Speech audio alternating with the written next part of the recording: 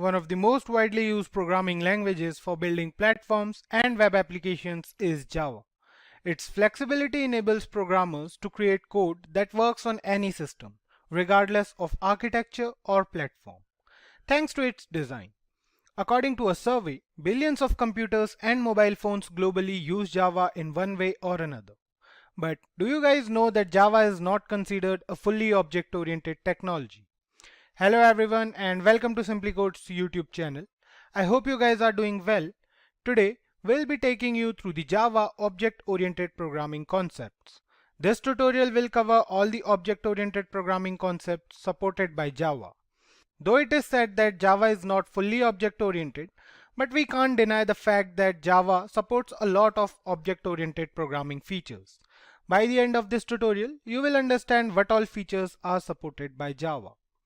But before we begin, let me tell you guys that we have regular updates on multiple programming videos. So if you are a programmer and want to learn something new, then consider getting subscribed to our YouTube channel and press that bell icon to never miss any updates from SimpliCode. So let's go through the agenda for today's video. We'll start this video with classes and objects in Java, followed by access modifiers, inheritance, protected member access, encapsulation, abstract classes, interface, and multiple inheritance in Java using interfaces. Finally, we'll cover some of the projects based on our learning. We'll create an ATM project and a calculator project. Now, we'll start with our first topic. Over to our training expert. Hello guys, this is Vikesh and let's get started with today's topic, which is about classes and objects in Java. So like I have been promising in the previous sessions that I will cover this in a dedicated session, and this is the session where we will go deeper into the concept of classes and objects.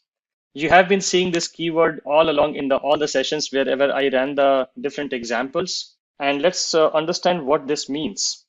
Technically, if you go by the definition, a class is basically a blueprint of an object, which brings the question as what is object? An object is basically an instance of the class. I know this becomes more confusing, so let's break it down into simpler definitions. A class is technically a logical entity. You can think of it as any entity in the world. If you have to, let's say, if you have to build a student management system or a college management system, then all the real life objects which you see, we always say that Java is heavily inspired from real life examples, and classes and objects are the reason we say that, because whatever you see in the world is always basically some entity. Human beings are an entity, cars are an entity, students are an entity, lecturers are an entity. So all the actors which you see in the world are basically entities, and you can map them as classes in the Java program. Now, why do you want to map them? Because these entities have basically two kind of specifications. One is every entity will have some attributes and it will have some behavior. And actually that is how you identify an entity. For example, human beings have attributes like we have hands, we have eyes, we have ears, legs, etc. These are our attributes. Then we have our behaviors. Behaviors are actions. You can think of them as a human being can speak. So can speak is an action, it's a behavior. Can listen is an action, it's a behavior. Can walk is an action, is a behavior. Similarly, can eat is also an action or a behavior. So that's how you basically represent an entity. That's how basically you identify an entity, that an entity will have some attributes and some behavior. If you see those two specifications in any entity, you can map that entity or you can write that entity inside a Java program as a class, because a class in Java will exactly have these two properties.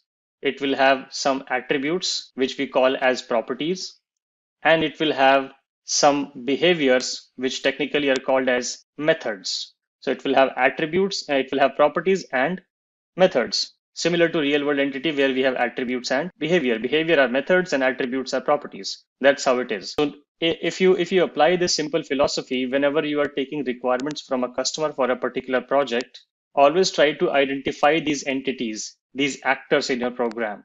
Once you have identified those, you will be able to write a corresponding Java class in your Java program which can represent those entities. And without representation of those entities, you cannot write the program. So Java will kind of force you to think in this direction to find entities which will have attributes and behaviors.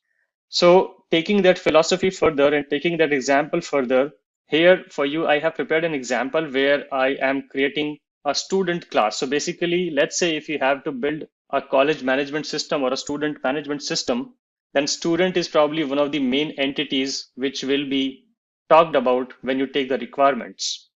So if you think about the attributes and the behavior concept, a student will have a name, will have an age, will have an address, and at the same time, a student can also have some behaviors like can enroll in a particular course, can attend a lecture, can take a leave, can take exam, etc.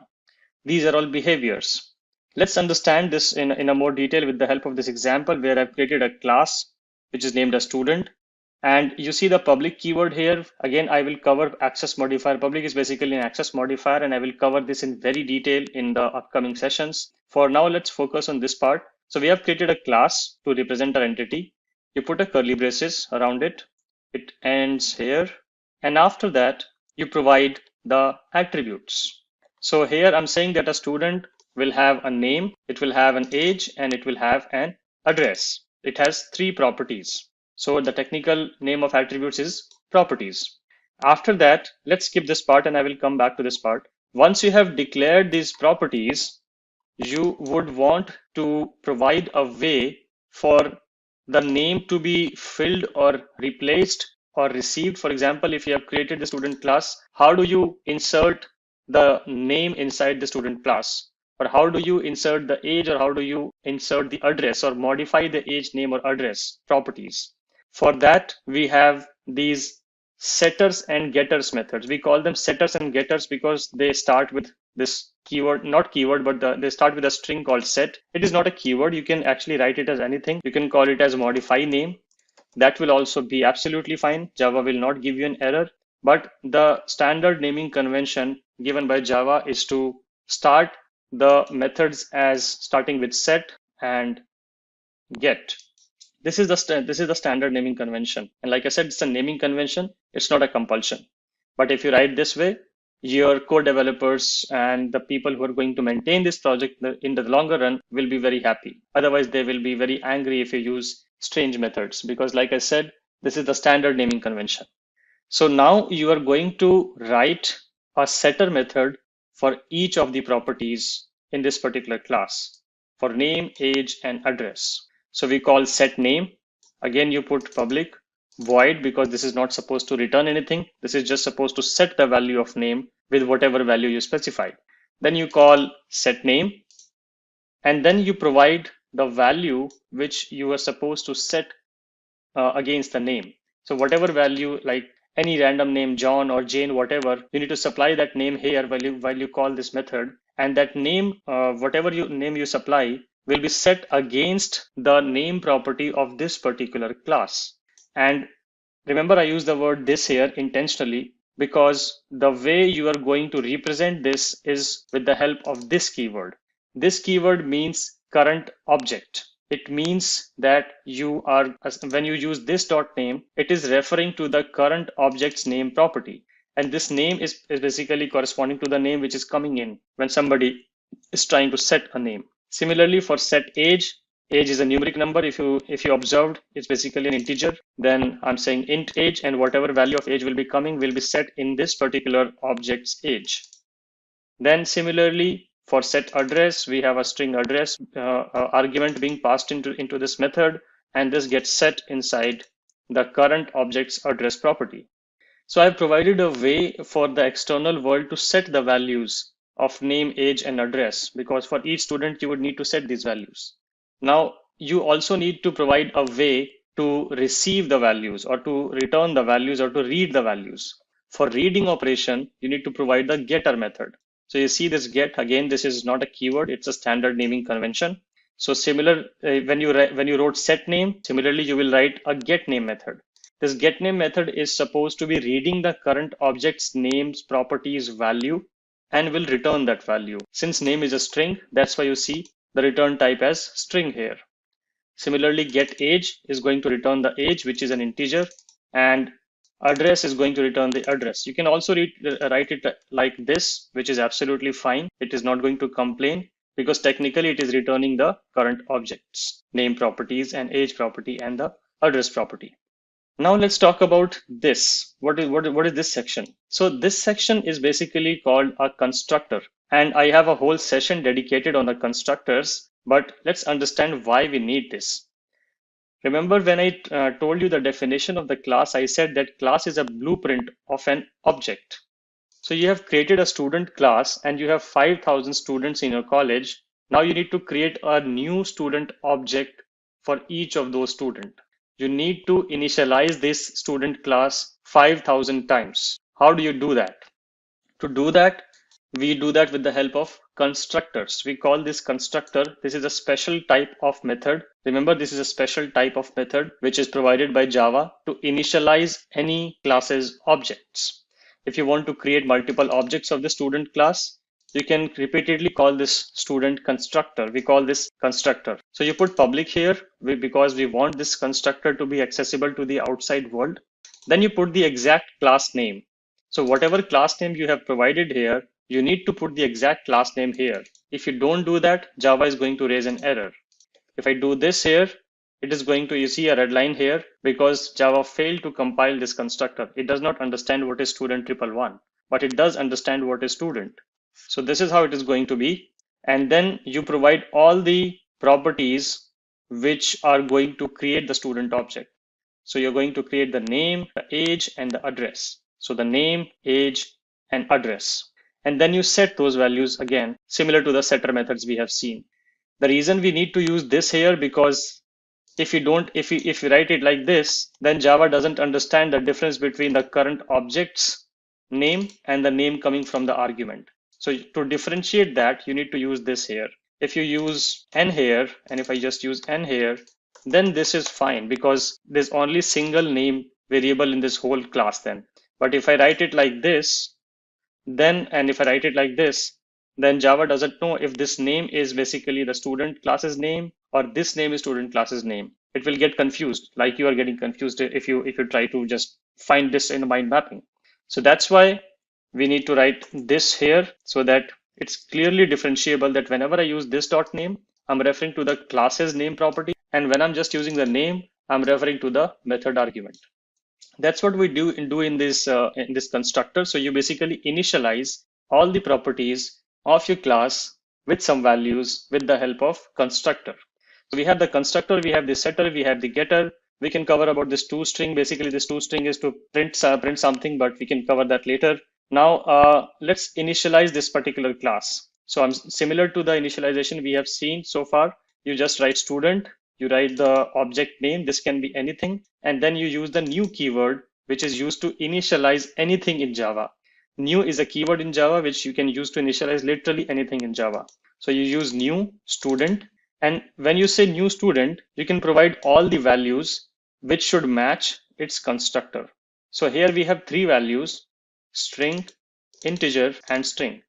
And here also we are supplying three values: string, integer, and string again. So remember to match this exactly with one of the constructors which is available in the class. If it doesn't match, it is going to fail. It will not work.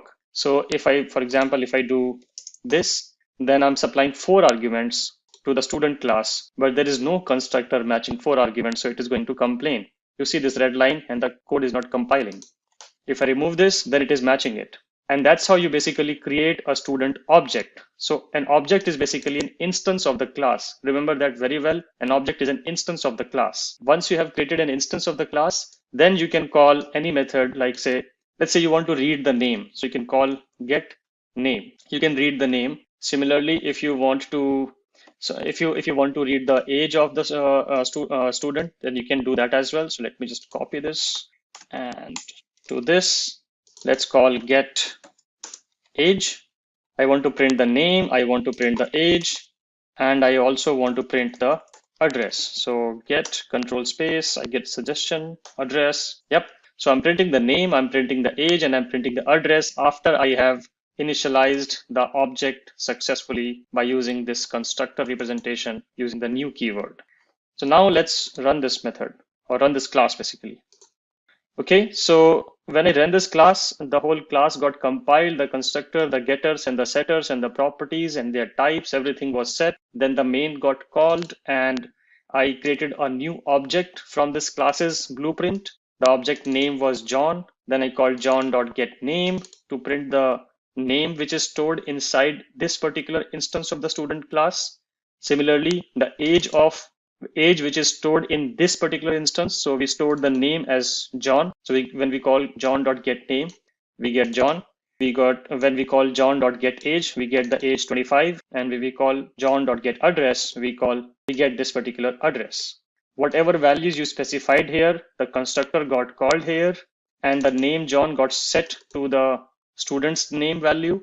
The age value which you supplied got set against the student's age, and the address value which you supplied got set against the student's address. And that's how you're going to create a class. So remember, whenever you create a class, identify the properties and the behaviors like setters and getters. Write a constructor which can cover all the values which you want to initialize. And after that, just initialize that class, create an object of that particular class basically. And once you have the object, then you can call getters. You can also call this in this way. If I don't supply any of this, then currently it complains. And why it complains, I will cover that in the following session when I will cover the multiple constructors concept. But remember, you see this behavior here that if you have created a constructor which accepts some arguments, and if you supply this kind of initialization, then student class does not have a constructor which is parameterless. Student class has only one constructor which is taking 3 parameters. And that's why Java complains, because it is not able to find a representation of a constructor which accepts no parameter. But like I said, we will cover this. We will find a solution to this particular problem in the coming session. But for this session, this is all we are going to cover. We covered about classes, we covered about objects, and we also saw how we can write getters and setters. We can initialize those methods, initialize those objects, and we can access the properties of those objects using the getters. And we can also call the setters to modify the values as well, similar to this.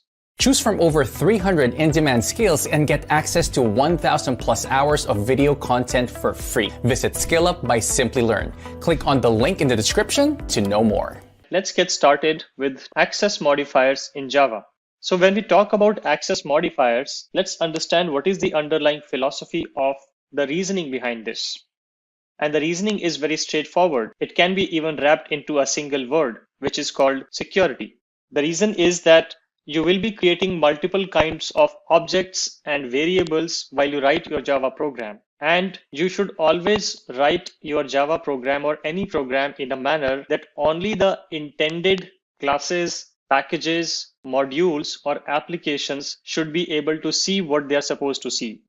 So as a consumer application, I should only be able to consume the variables which I am expected to consume. I should not get any variable, or I should not even have access to any variable which I am not supposed to access. So the idea is providing the least privilege principle. Give access to different functions, different variables, different programs only by providing them the kind of access which they need to run efficiently, and do not give them complete access. So with that notion in mind, Java created the concept of access modifiers, and it created these 3 modifiers, which are called public, protected, and private. If you do not provide any modifier, then it goes to no modifier, or some people also call it as default modifier, which is also a type of access modifier. So let's understand theoretically first how it works, and then we will try to have a look at an example. Let's understand the first one. First of all, these modifiers are keywords, and you can use these keywords in front of classes, in front of variables, and also in front of methods. And you might have already noticed this particular keyword called public in front of all the classes I've created, or even when we talked about the public static void main method, we saw this public as a keyword. It is basically an access modifier. And whenever you put public in front of a class or a variable or a method, that particular component becomes available to the whole of the program. it will be available to the whole world basically. Any subclass or any package or any other class which might have been written in your Java program will be able to access that particular class or variable or method if you put public in front of that. The second modifier level is protected.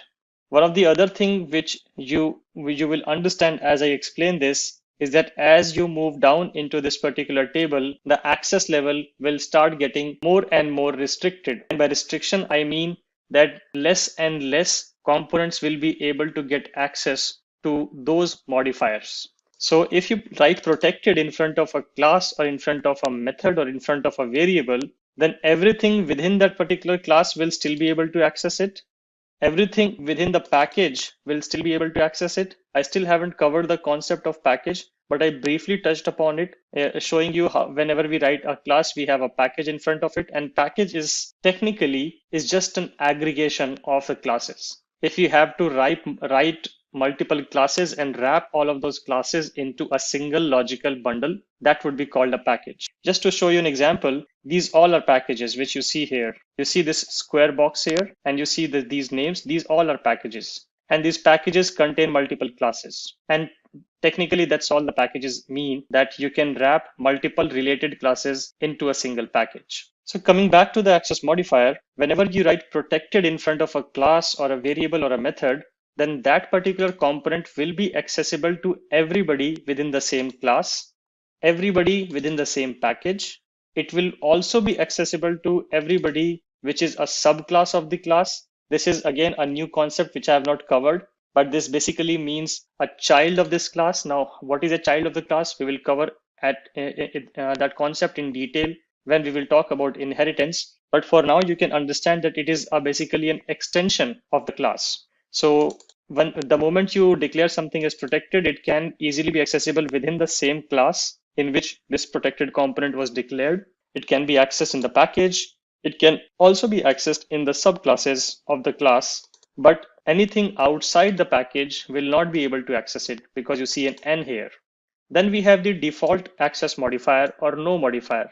If you do not write anything in front of a class or a method or a variable, it gets the default access modifier privileges. And that privilege means that anybody within the same class will be able to access that default variable or a default component. Anybody within the package will also be able to access it. The subclasses of the class where the default component was declared, those subclasses will not be able to access it. And anybody outside the package will obviously not be able to access it. Then comes the last one, which is the most restricted privilege, which is called private. So if you put private in front of a class or in front of a method or in front of a variable, that component will only be accessible within the class where it was declared. It will not be accessible in the package. It will not be accessible in the subclasses and definitely not be accessible to anybody outside the package. So private is the least privileged or least access permission level you have in Java. Once you write private in front of any component, that only the classes, other variables, the same class in which you declare this particular private variable, only that class itself will be able to access it and nobody else will be able to access it. And as you move above, the accesses become more and more lenient. You can see there's just one Y and 3 N here. The moment you move a bit above to the default modifier, you get 2 Ys. So everybody in the class and everybody in the package will be able to access that particular component. For the rest of the other world, it is still a no. When you write something as protected, then everything in the class, everything in the package, and everything in the subclasses will also be able to access it. Rest of the world cannot access it. And if you write something as public, then anybody can access it. It's like Y everywhere. So that is how the access levels work. Now let us understand this with the help of example. So I will go here and I've just written a very simple dummy class here, which is a class called test. And I have a method here, which is a display method. So very simple class, nothing fancy here. And if you notice, I have not put any kind of public, private, or protected modifier in front of the class. So this will get the default privilege. If something has default privilege, then the whole world will not be able to access it. So let's go to a different package. Let's go to this package, which is here. And let's try to access this particular test class. So we will try to access this test.java here in the main class. So let's try to do that. Let's say test t equal to new test. I'm just initializing the same class. So what do I get? I get a compile error. Let me try to fix it if I can, and I cannot fix it. If you see, I'm just trying to use this particular test class into a different package, but that package is not able to see the class at all. I'm getting a compilation error, and if I try to click on the error, generally Eclipse provide me suggestions to import this particular class. But Eclipse is not able to find any class with the name of test, which can be imported in this package, which is a different package than the one of the test class. So we cannot access it because it's in the default access. Now let's go back to the test class and let's make it public. So I've just made it public here. And now if I click on this again, I get the suggestion. If you see, this suggestion was not there earlier. Now it says import test. And if I click on this, double click, it gets imported and everything is happy. So you can see the whole access modifier in effect here, the default versus public. You can also try the other kind of access modifiers. Let's try private as well. I think private will also have the same effect because it will still not be accessible from the package or from the subclass or from the whole world. We already saw this particular in effect, but we'll see the private in a different way now. So going back to the test class, I've made the class as public, but the method here is default. I've not exposed this method to be used outside the class. Let's see what happens if I try to call this display method from the main class. So I have successfully initialized the class, and if I say t dot, and if I look at the suggestions here, I do not get the suggestion of the display method. Why? Because it is default. If I go back, make it private, can I now access it? Let's try again.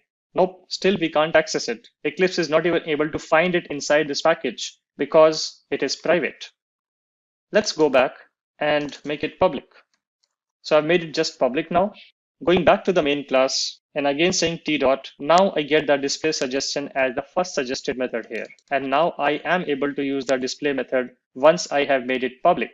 So you see, the moment you change the access modifiers, the changes are propagated immediately. And you can see the public versus default versus private in play here. We can even go into further detail by using the protected, but for protected, I have to explain the concept of subclasses. So I will cover this protected versus subclasses concept when I talk about inheritance, and there we will see the usage of protected variables and the protected access modifier.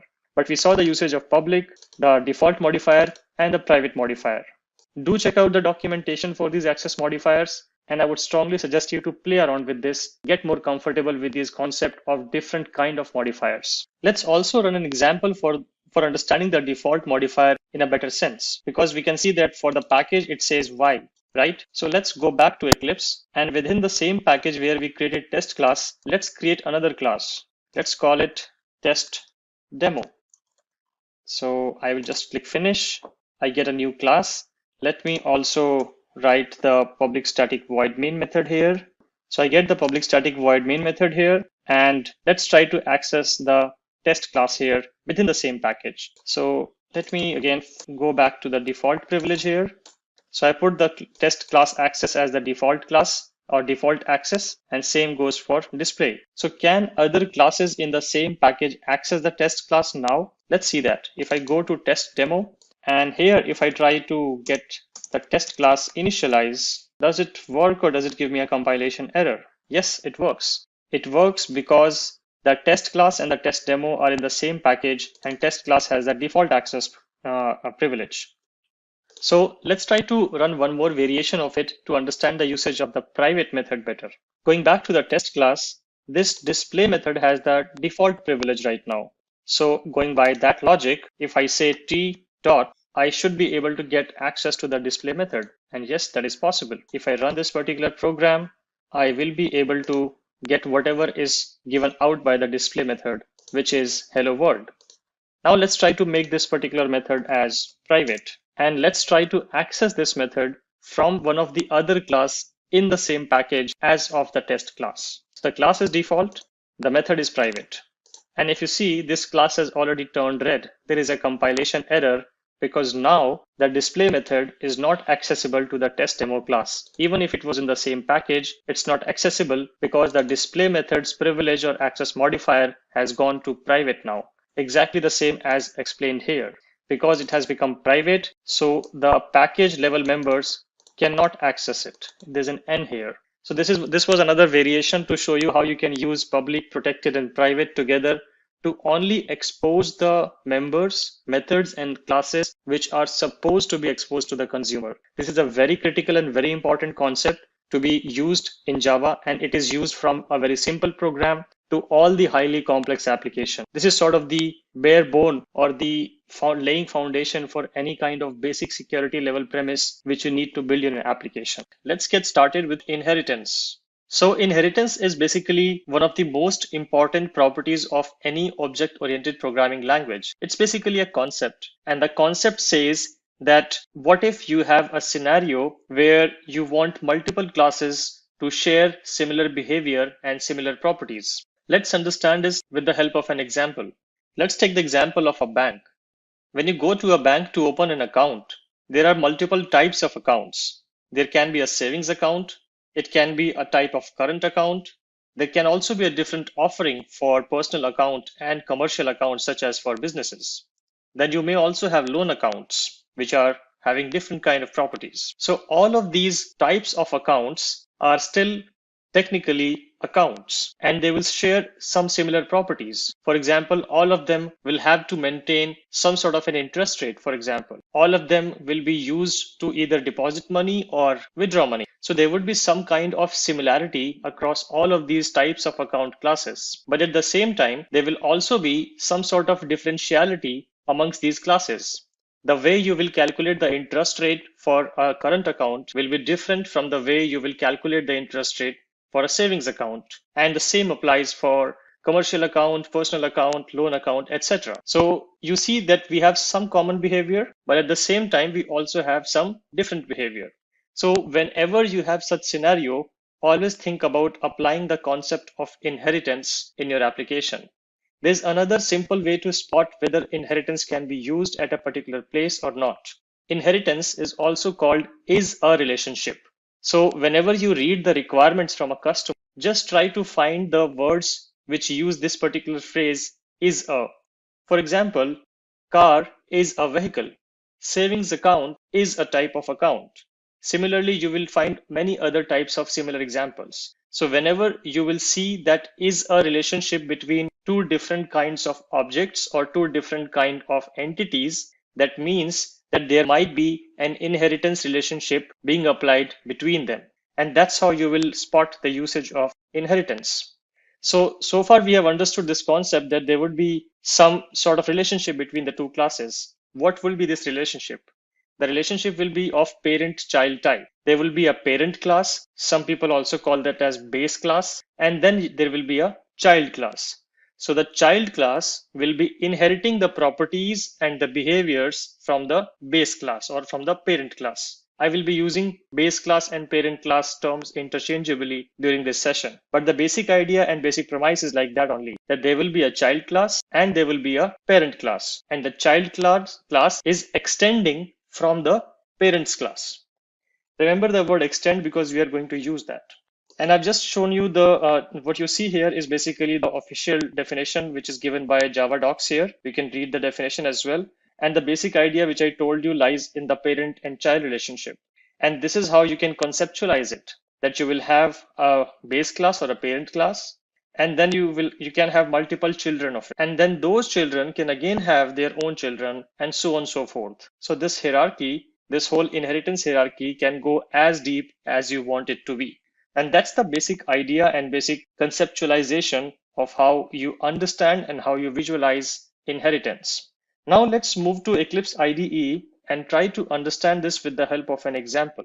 So for this particular case, I have created a set of classes basically, which we will be using to demonstrate the relationship of inheritance. And I've taken the simple example of a bicycle. So a bicycle is again a very generic definition of any two-wheeler, and bicycles can have multiple types. There can be an all-terrain bike, there can be a mountain bike, there can be a city bike, there can be a bike which is specifically made for ladies. And similarly, there can be multiple different types of bikes. But all of these bikes will have some similar properties. For example, all of them will have two wheels. All of them will have a seat. All of them will have brake. All of them will have some sort of a speeding mechanism, whether they can accelerate or deaccelerate. So there will be some commonality. But at the same time, a mountain bike's features might be very different from a city bike feature. A mountain bike mountain bike might have gears, for example, whereas a city bike might not have gears because you don't need that much of a variation in inclination and declination when you drive down the road. So I'm trying to conceptualize the same example here where I've created a class called bicycle, and this is my base class. I define two properties in the bicycle class, which is gear and speed. We will come back to protected in a while, but let's leave that there. So I have two properties, which is gear and speed. I have a constructor where I'm initializing the starting speed and the starting gear. And then I have three methods here, which says set gear, apply brake, and speed up. When I apply brake, the speed is going to get reduced. So that's why you see minus equal to unary operator. And when I'm trying to speed up, the speed is going to increase. That's why I'm using the plus equal to unary operator. So when you use the method speed up, the speed is going to be increased by the value you supply in the method. Similarly, when you apply the brake, the speed is going to get reduced by the amount you supply in the method argument. And that is my base class: bicycle, gear, speed, and three methods. Now let's have a look at the child class. So the way you will define the inheritance relationship in Java is by using this extends keyword. Remember, I told you to remember the extends keyword. So what you will do, that you will write your class name as usual, and then you will use extends keyword, and then you will use the parent class name or the base class name. So here I'm saying class mountain bike extends bicycle. And here I'm providing an additional property. Remember the whole commonality versus differentiality equation. So a mountain bike might have an extra property to adjust the seat height. So that's the extra property which mountain bike is having. And then since this mountain bike is extending the bicycle class, this mountain bike class has the responsibility to initialize the bicycle class as well. And the way it will fulfill that responsibility is by taking all the arguments of bicycle class plus the mountain bike class in its constructor. And that's why you see three different properties here. You see the start height property, which is the property of this particular class, which is the seat height. And then you see the start speed and start gear property, which directly are not available in this class, but this class is inheriting those properties from the base class. Remember the keyword inheritance here. And then once you do that, how do you initialize the base class constructor? Is by calling the super method. This is again a keyword in Java, and you will use this super keyword to refer to the base class constructor in this way. So what you will do technically is that you will write super and you will supply the arguments which is required by the base class constructor. If I go back, the base class constructor requires two arguments, start speed and start gear. So I write super and then I write start speed and start gear. So whatever I got from here in the constructor of mountain bike, I'm supplying those values as is to super. And Java will automatically take care of invoking this particular constructor the moment it encounters this kind of statement. Another thing to notice is that this super keyword or super statement has to be the first statement inside your constructor. Remember that whenever you are dealing with inheritance and whenever you have to initialize the super class constructor or the base class constructor, use the super constructor invocation as the very first statement inside your child class constructor. Otherwise, Java will not compile the program. And then you will initialize the local variable. I should call this as this. Remember, we discussed about this in the classes session. Okay, and then it just has a method of set height. So there's no extra method which this mountain bike is providing, but this mountain bike will have access to all the methods which have been provided here and all the properties which have been provided here. This mountain bike can access everything from the bicycle class. And that's the whole idea of inheritance, that the child class can access the properties of the base class by extending the base class. Now let's look at how do we invoke this particular class. So for that, I have a simple class name as inheritance demo, which has a public static void main method. And then I am initializing the mountain bike class. I'm supplying three values as 20, 10, and 1. So the 20 goes to start height. The 10 here goes to start speed. And 1 here goes to gear or the start gear. And that's how I'm setting the values. So when I call this particular constructor here, the mountain bike constructor is going to, mountain bike constructor is going to get called, and which in turn is going to call the base class bicycle class constructor as well, and everything will be set accordingly. And then let's try to access the gear property. Remember, gear is not directly available in the mountain bike class, but I'm still able to do mountain bike.gear because child class can access the parents class properties. Similarly, the same thing goes for speed as well. And seat height is the local property of this particular class, mountain bike. So it will anyways be accessible. So I can access all the properties of the base class and the child class itself seamlessly without any differentiation. Now let's try to call a method. So here I'm calling the method apply break. Remember, apply break was defined in the base class, not in the child class. It's defined here. So I'm calling the apply break method, and I want to reduce the speed, the current speed by 1. And then I'm printing the current speed, saying that bike speed after applying break is mountain bike.speed. So let's run this particular program and observe the outputs. Okay, so the first statement which gets printed is at line number 7, which says gear is 1 because it's coming from here. Then the seat height is mountain bike.seat height, which is 20, which is the first argument here. And then the bike speed is 10, which is coming as here and getting printed here. And then when I apply the brake, let's go back to the apply brake method. The logic is that whatever is the current speed, reduce it by the value I supply in the method. So if I supply 1, 10 minus 1 becomes 9, and that becomes the current speed. If I supply 5 here, the current speed will be 10 minus 5 equal to 5. Let's assert that particular assumption as well. Yes, we can see that. And similarly, you can access other methods of the base class as well. If I just do control space here, and you can see apply brake is accessible, set gear, set height, speed up, all the methods which are defined in the base class are accessible in the child class as well. This is the power of inheritance. One more thing which I said I will come back to is around the usage of protected access modifier. Remember when we discussed about the access modifiers in the previous session, I said that protected is used when you are dealing with inheritance, that whenever you define something as protected, it will be available to be accessible in the child classes of the base class. So if I define this particular variable as protected, then this particular property will be accessible in the child class mountain bike as well. Let's play around this. Let's make this as private and see what happens. So if I make this private, now when I say private, the scope of this particular variable is within the class only, and nobody outside the class will be able to see it. And you can see the effect of it. I can see an error being coming here in my inheritance demo class because now mountain bike object cannot access the gear property because the gear property is defined in the base class and now it is private. That's why the child class now, mountain bike class, cannot access the property gear.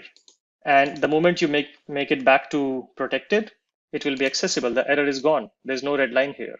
So that's how you can use the protected access modifiers. It is always recommended to use them when you write any kind of inheritance logic. And in inheritance logic as well, intentionally, if you want to hide a particular property from the child classes, just make it private. And that's all I want to cover in this particular session, where we dive deep into the concept of inheritance. We had a look at an example using the bicycle and mountain bike kind of construct, and you can apply the same kind of construct on any kind of other kind of business requirement. Remember, the is a relationship. Let's get started with encapsulation. So again, let's understand what is encapsulation in general, and then we will apply that concept to Java. Encapsulation, if you try to break that word, if I just write it here in the form of a comment, it's encapsulation. Just trying to break this word into to make it more visual. So you see a word called capsule here. So if you try to imagine a capsule, why do you create that, and what's the concept of a capsule? Capsule tries to pack a lot of things inside a small tube-like shape. And the concept of encapsulation is sort of inspired from that. Not exactly, not literally, but that's the basic idea of this root word, which is called encapsulation. So encapsulation basically means to restrict accessing the properties of a class to the outside world. If you want to protect the properties of your class, how do you do that? You do that with the help of the concept called encapsulation. So here this is a sort of a security feature. You can think of it as a security feature that you want to protect the properties of your class, and you will use encapsulation to protect the properties. How you implement encapsulation? Let's have a look at that now. So basic idea is to encapsulate the objects, create sort of a capsule around the object which can provide that protection layer. And you will define how the outside world is going to access the properties of the class if needed. So I've created a simple class here, and it's if you remember one of the previous examples when we discussed about classes, I used the same class, which was the student class, and I'm just using the same class for continuity. So I've created a student class here, and I have created three different properties of this particular class, which is name of the student, age of the student, and address of the student. You see, intentionally, I have used the keyword private in front of these three properties. And that is the first thing which you need to do to implement encapsulation on your object, that you hide all the properties from the outside world. Remember, the moment you make anything as private, only the class, which is the student class itself, only the class itself can see these variables or these properties. Nothing outside the student class will be able to access the name or age or the address directly from the student class. It's not possible. That's the whole idea of making it private, because you don't want the outside world to access these properties. So you make those properties as private. Then you create a constructor. The constructor has to be public so that anybody can initialize the student object, because you want your object to be accessible. Remember, so you want the objects to be accessible, but you want the restriction on the access of the properties of the object. And these are the properties of the object. So you have restricted them by making it private, but that doesn't solve the problem, because there will be some illegitimate consumers of the student object which should not have access to the student properties, but there will also be some legitimate consumers of the student object which should be having access to the properties of the student. For example, the payroll application will need access to these particular properties. The examination application will require access to these particular properties. So how do you do that? You create getters. We call them getters because they start with the keyword get. So you create a getter method for each of the property. You create the method called as get name, and this is the naming convention which Java promotes, that you write get and then you write the name of the property in camel case. So you write get name, and this property is supposed to return the name property of this particular object. And here you say return name. So you're returning the name which is being stored by the current student object whenever somebody calls student object dot get name. And this is the way you have restricted the access of this particular object as well. So remember, you made it private so that nobody can access it. And then you defined your own way of providing access to the name property of this particular class. Now, if anybody wants to access the name value of your student object, there's only one way to do that, which is via calling get name. So you have provided restrictions, and you have also provided prescriptive guidance on how you are going to expose the properties of your class. That's the second thing which you need to do to implement correct form of encapsulation on your object. That is to provide the getter methods with the right visibility. You want to make them public so that anybody can call them, but since you are governing which is what is written inside the method, you have full control on what kind of exposure you want to give for this particular property. Similarly, you create a getter for age calling getAge, which returns the age, and then you call you write getAddress and return the address. Here it is simply returning it, but if you want to do more stuff here, feel free to do that. Like I said, you govern the control of how do you want to return the name. Maybe you don't want to return the complete name and you want to just return the initials. Then you can split the string, trim the string, and return only the initials. So that's the basic idea of getters. Now, after you have created the object, there might be use cases where somebody needs to overwrite the values of the properties like name, age, or address. What if a student's name was incorrectly mentioned when they called the constructor and now they want to overwrite the name or fix the name? So basically they have to replace the existing value of the name with a new name. So in that case, you need to provide what we call as setters, and they start with set. That's why we call them setters. And we follow the same kind of logic that you provide the setters for all the properties of your class. So you had three properties, which were name, age, and address, and you provided the setters for all three of them. And how do you provide that? You again make them as public because you want the outside world to access this setter method to override the values of the name. This method is not going to return anything, so it is going to be void. Then you write the name of the method, which starts with set, and then the property name in camel case.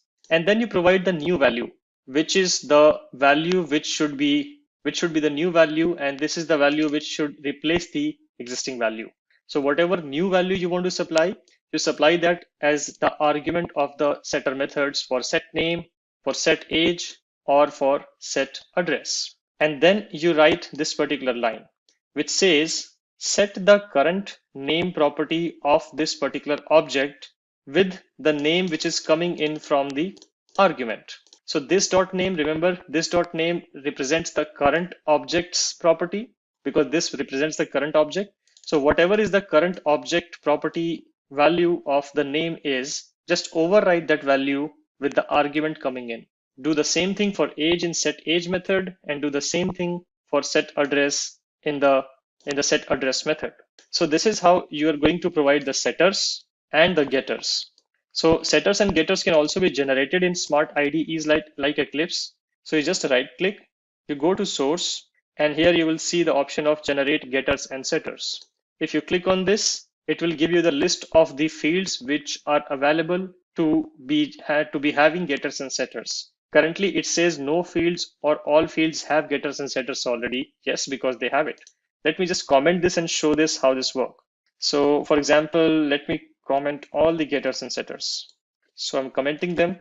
And if I right click, source, generate getters and setters, I get all the fields available for which setters and getters can be generated.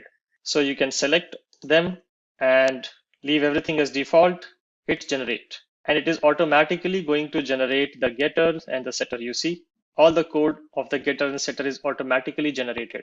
You do not even need to write it. And this is the power of the smart IDEs. Let me just revert what I did. So you created everything as all the properties as private, and then you define how you want to replace the values by providing the setters, and you define how you want the outside world to access your properties. So you have full control of the class now.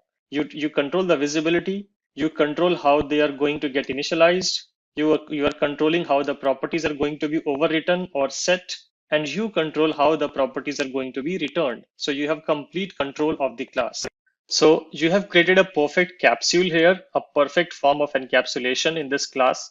And this is how you can implement encapsulation. Let's get started with abstraction. Let's first understand the definition of abstraction before we relate this to Java.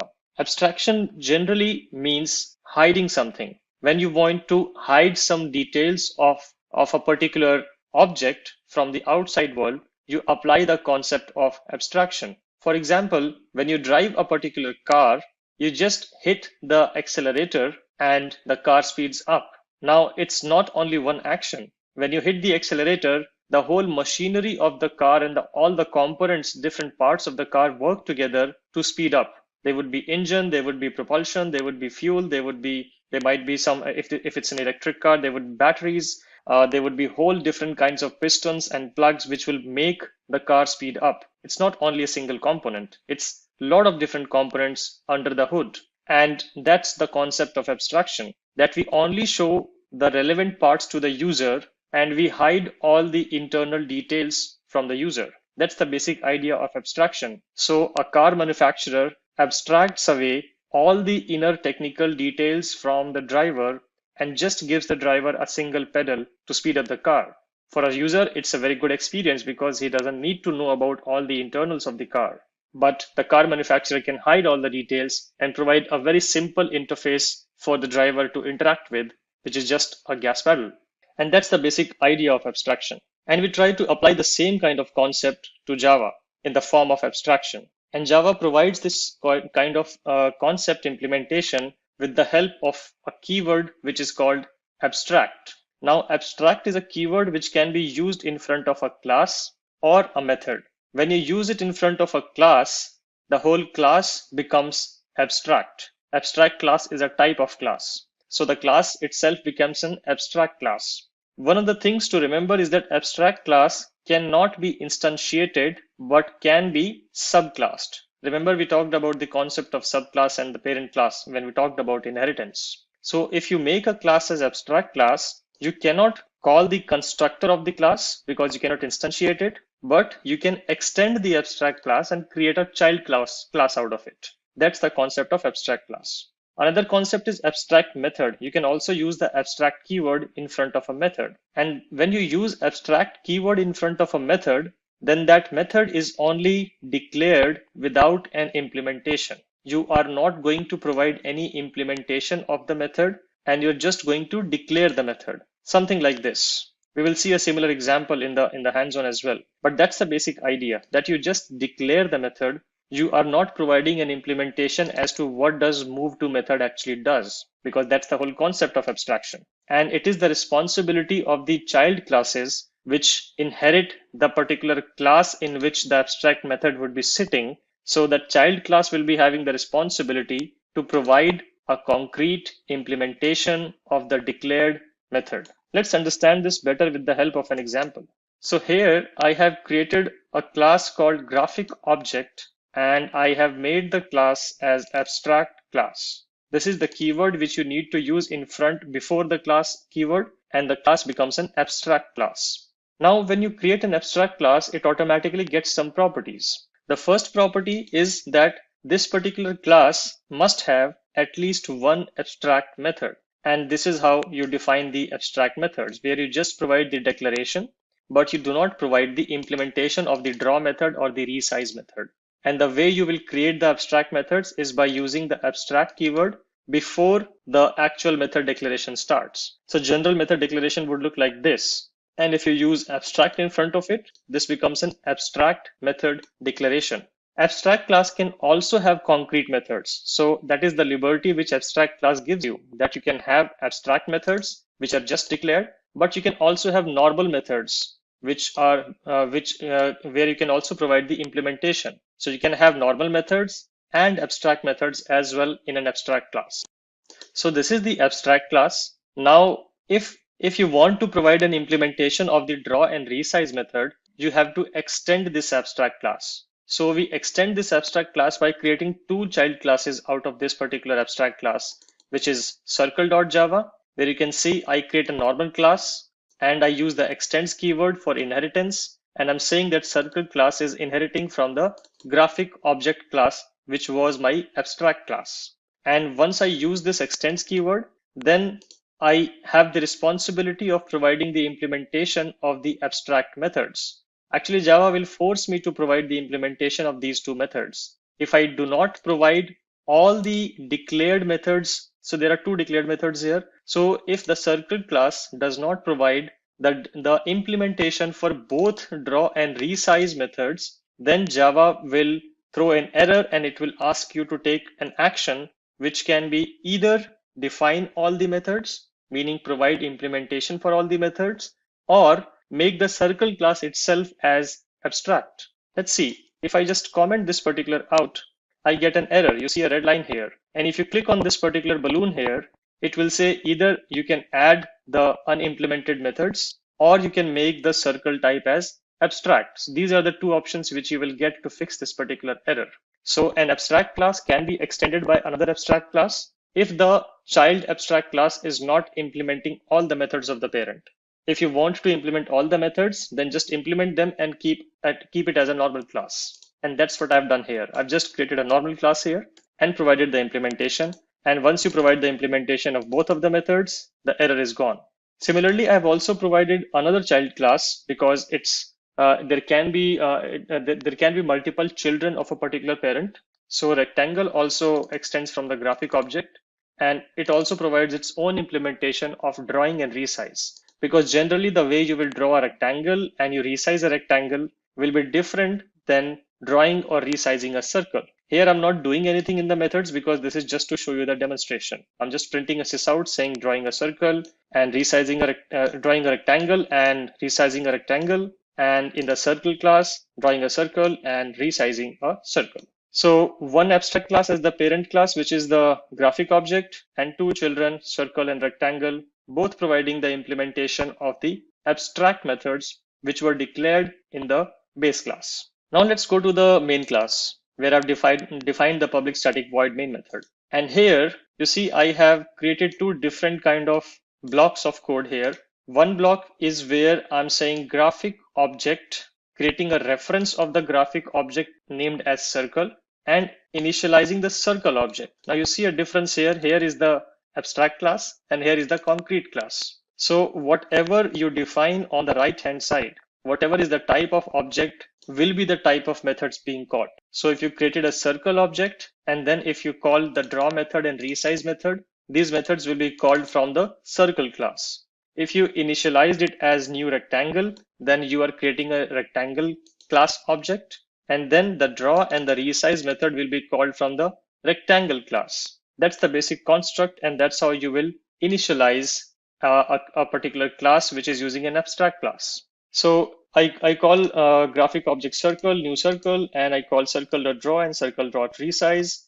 Similarly, graphic object rectangle equal to new rectangle and rectangle.draw, rectangle.resize. Let's run this program and observe the output.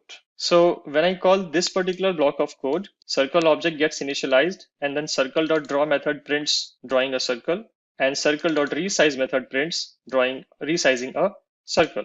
Similarly, when I create the rectangle class object, referencing it with the graphic object class, rectangle.draw prints this particular line, drawing a rectangle, and rectangle.resize prints this particular line, which is resizing a rectangle. And this is how you will use the concept of abstraction.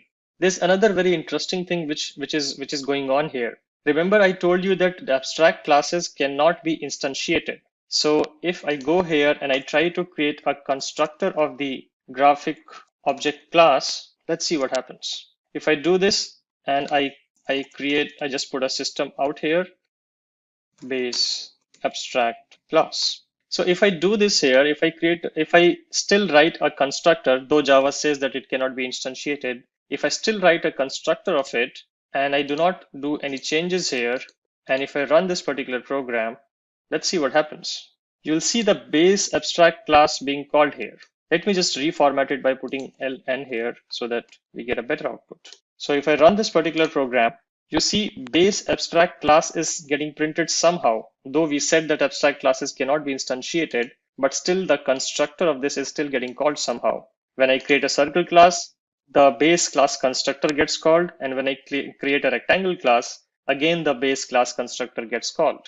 This is the power of inheritance, because in inheritance, remember how it works. When you initialize a particular child object, referencing it with the parent object, see the reference is of the parent class and the object is of the child class. So whenever you do it like this, first the default constructor, because I'm calling the default constructor here, the default constructor of the circle class will get called, which will go here. Remember, I told you that Java provides the default constructor automatically if you don't provide it. So the default constructor of circle gets called, but Java sees that you are writing this code here, which says circle extends graphic object. So Java is automatically going to call the parent class and going to initialize the parent class as well, because that's how it will be able to see these methods. And so that's why it will automatically call the base class constructor, even if you don't call it explicitly. In fact, you cannot call it explicitly. Java will not allow you to initialize the graphic object class explicitly. It can only and only be called by Java itself indirectly via the concept of inheritance. If you try to do this, let's try to do this for fun and also for better understanding. So if I write graphic object, GO equal to new graphic object. You see, I don't even get an option, but let's write it and let's see what happens. So you see that this particular, it gives basically an error because it's not able to find the constructor of the graphic object class. Though even I have defined the default constructor here, but still Java is not able to find it because this class is abstract. So hence proved, abstract classes cannot be instantiated explicitly. They can only be instantiated by the child classes through the internal mechanisms of Java itself. And that's all I want to talk about in this particular session, where we looked in detail about the concept of abstraction. Couple of more things which I did not cover in the previous session. I just want to call them out for clarity. Java does not support multiple inheritance. When I say multiple inheritance, what it means that you will not have a scenario where a child will be extending from two base classes. Java does not support it. It does support it with the help of interfaces, but I will talk about interfaces in the coming sessions. But here, just understand this, that you cannot use multiple inheritance with classes in Java. A child cannot have two parent or two base classes in Java. Java will not allow that. It is also called the diamond problem because the child class does not know whether to follow the route of base 1 class or the base 2 class if it is extending from two different base 1 and base 2 classes. So a class can only extend from one class in Java. We can find a workaround of it by using the concept of interfaces, but that's something which will be coming later. Another thing to understand is that when you create an abstract class, here these variables, you can declare these variables as well. And these variables will be accessible by all the child classes as you access them. Let's get started with interfaces in Java. Now, again, let's understand what do we mean by an interface in general, and then we will see how do we apply the concept of interfaces in Java. So imagine, let's take the same example of vehicle industry because that's something which we see every day around ourselves and we can relate to it. So imagine if all the car manufacturers were creating a different way of driving a car. What if in one car you have a steering, but in other car you do not have a steering, but you have something else, which may be called something else. In one car you have the gas pedal to speed up. In other car, you have a button to speed up. Similarly, in one car, you may have different kind of doors, and in other car, you may have different kind of doors, which are completely different looking. It's not even a single simple handle to open it. So you see the problem here. The problem here is that all the car manufacturers are not working on a single contract. They are not respecting a single interface, which will create a poor user experience because whenever the users have to buy a new car or they have to switch from one manufacturer to other manufacturer, they are completely clueless as to how to drive that particular class because the interface they were using in the previous car is completely different from the interface they are being shown in the other car. And that's the basic need for the concept of interface. Think of it as a contract agreement. You see, it is also mentioned here that if you apply the same kind of concept to programming world, imagine if every programmer was writing their own logic in their own way without following a single contract or a single guideline. Soon it is going to create a problem. And that's the kind of problem interfaces try to solve. So interface is again a keyword in Java, and the basic idea or the basic construct is that the interfaces are going to define the specifications of how a class would act. Let me repeat this in a more generic way. Interfaces are going to define the contract or the specification which is going to govern how an application or code or programming logic will behave. That's the basic idea of interfaces. So interfaces are their own type, and the basic property of interface is that it can only contain constants, method declarations similar to abstract classes, and some default methods or static methods or nested types. What is nested type? We will cover that later. Default methods we'll touch upon a bit here, and the static methods as well. But the basic idea is that when you create an interface in Java, you cannot write anything concrete in terms of the behavior of the interface. When I say behavior, always think of that as method. So you cannot define a concrete method in an interface. You can only declare methods. You can also declare constants. You can create a particular type of concrete method by using the default keyword, but use it in very special circumstances. You can also create static methods as well, which are only going to belong to the interface and nobody else. Now let's look at an example. And also, before we go to the example, let me also phrase this here that if an interface cannot define a concrete implementation of the methods, then naturally the interface is going to be extended by a child class, a concrete class, which is going to provide the implementation of the methods declared in the interface. It does sound like abstract classes, but there is a difference. Let's understand the difference with the help of an example. This is how an interface will look like. I've used the same construct of bicycle and mountain bike just to maintain some continuity and less context switching. But this is how an interface will look like. You will not use the class keyword, but instead of that, you will use the interface keyword. You can only declare methods. You cannot define methods. Remember when we looked at the abstract classes example, we were able to define concrete methods as well. But in interface, that's a strict no-no. You cannot define concrete methods. Let me show you the abstract class in the case of abstraction which we used. This was the abstract class and it did have a concrete method, right? But bicycle.java here, which is because it's an interface, it is not going to allow you to create a concrete method.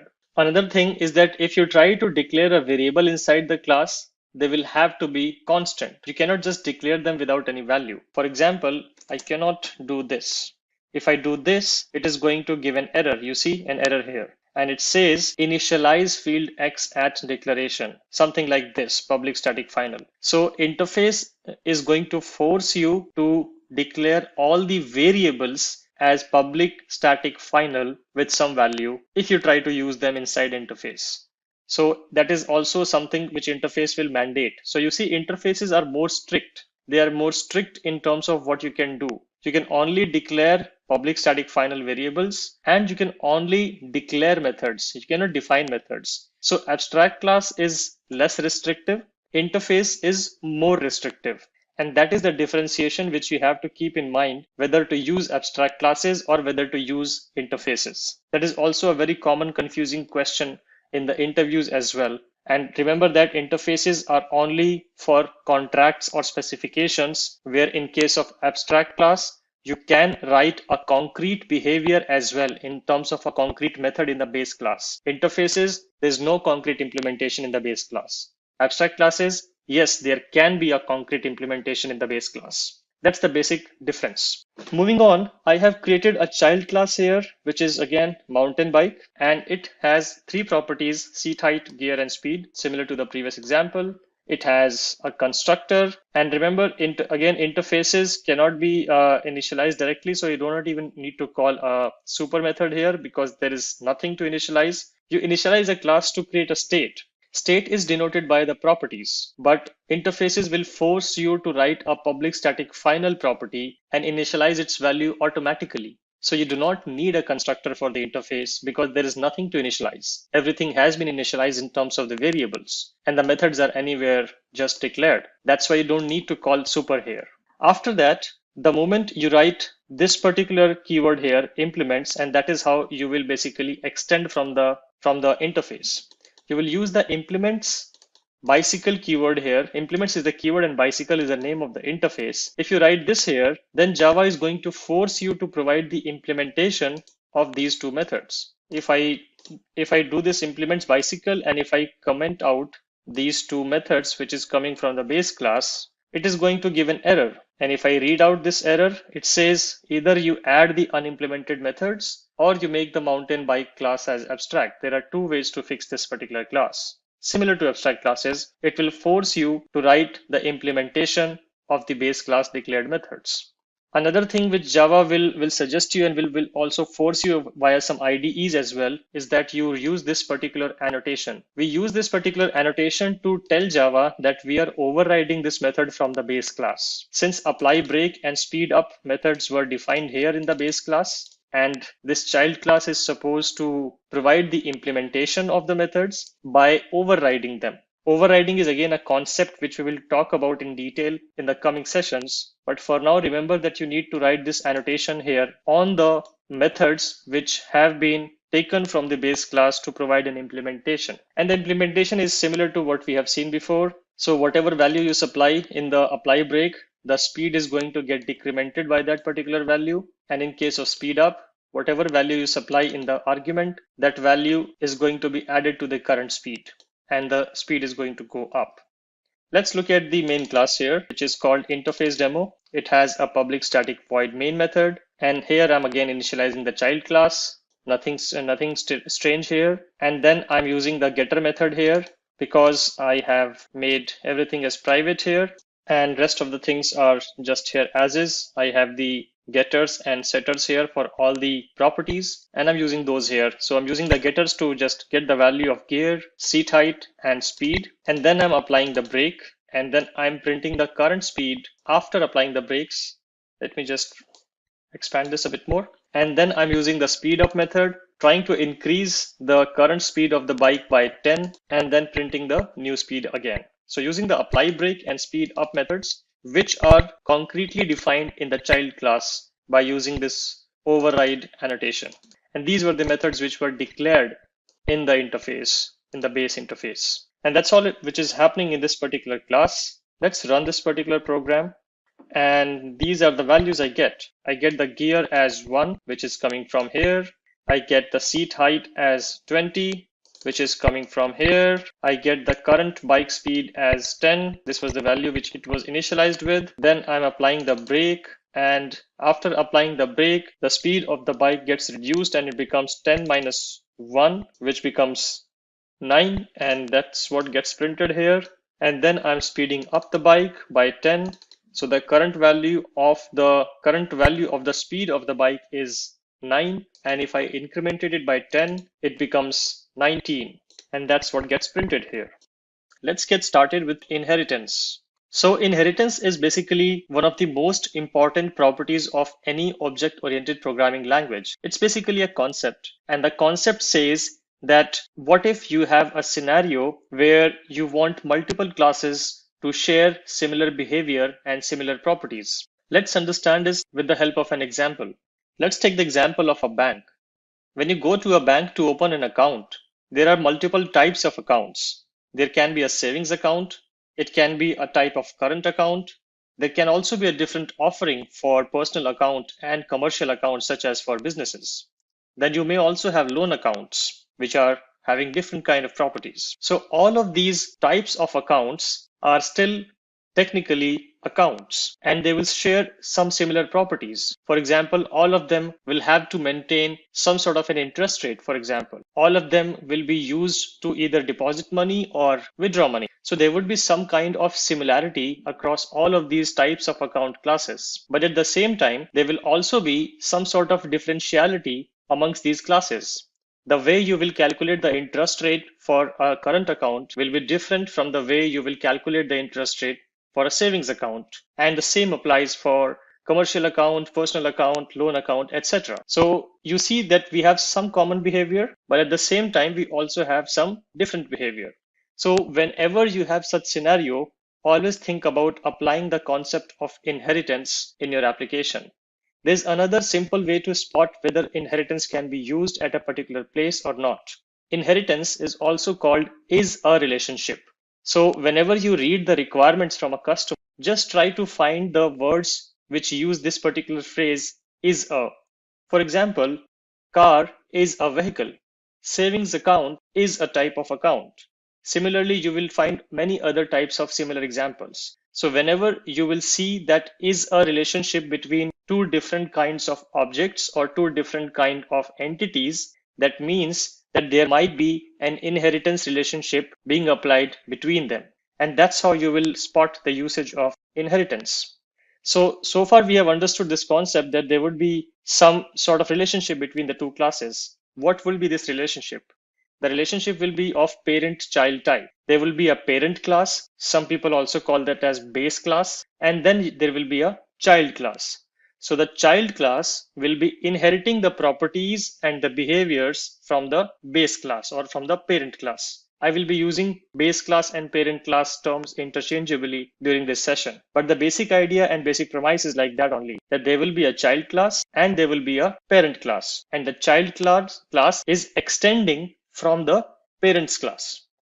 Remember the word extend because we are going to use that. And I've just shown you the what you see here is basically the official definition, which is given by Java docs here. You can read the definition as well.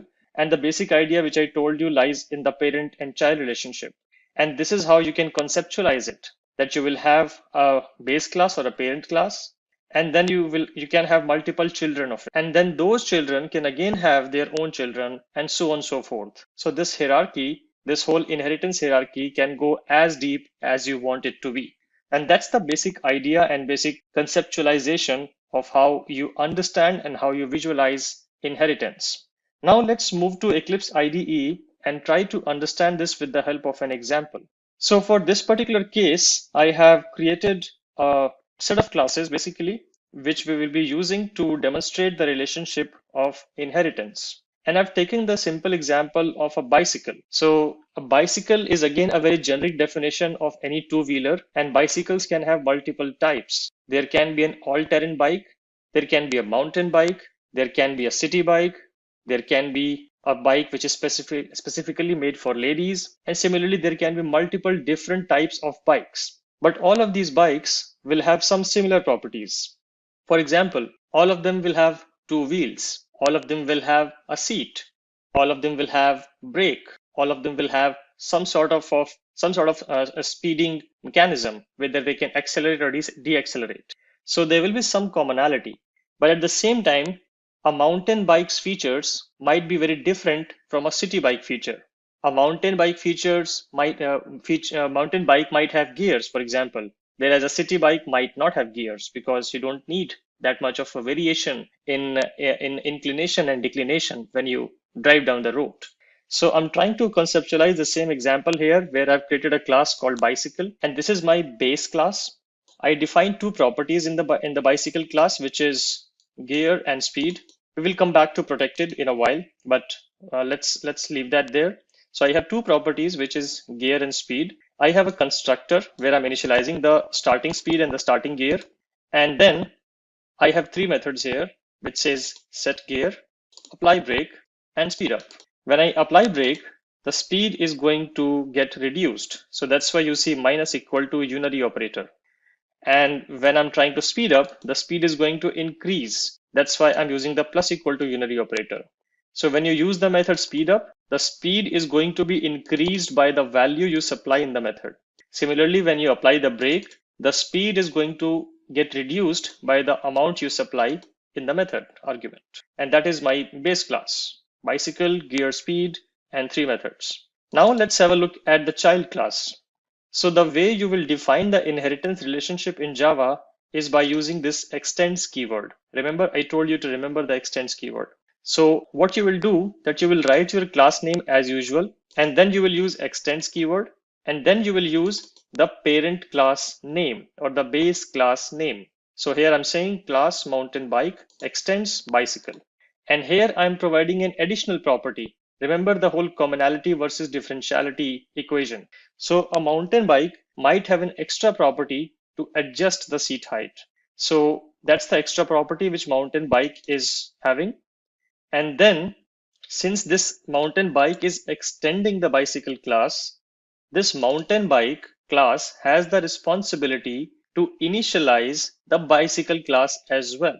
And the way it will fulfill that responsibility is by taking all the arguments of bicycle class plus the mountain bike class in its constructor. And that's why you see three different properties here. You see the start height property, which is the property of this particular class, which is the seat height. And then you see the start speed and start gear property, which directly are not available in this class, but this class is inheriting those properties from the base class. Remember the keyword inheritance here. And then once you do that, how do you initialize the base class constructor is by calling the super method. This is again a keyword in Java, and you will use this super keyword to refer to the base class constructor in this way. So what you will do technically is that you will write super and you will supply the arguments which is required by the base class constructor. If I go back, the base class constructor requires two arguments, start speed and start gear. So I write super and then I write start speed and start gear. So whatever I got from here in the constructor of mountain bike, I'm supplying those values as is to super. And Java will automatically take care of invoking this particular constructor the moment it encounters this kind of statement. Another thing to notice is that the super keyword or super statement has to be the first statement inside your constructor.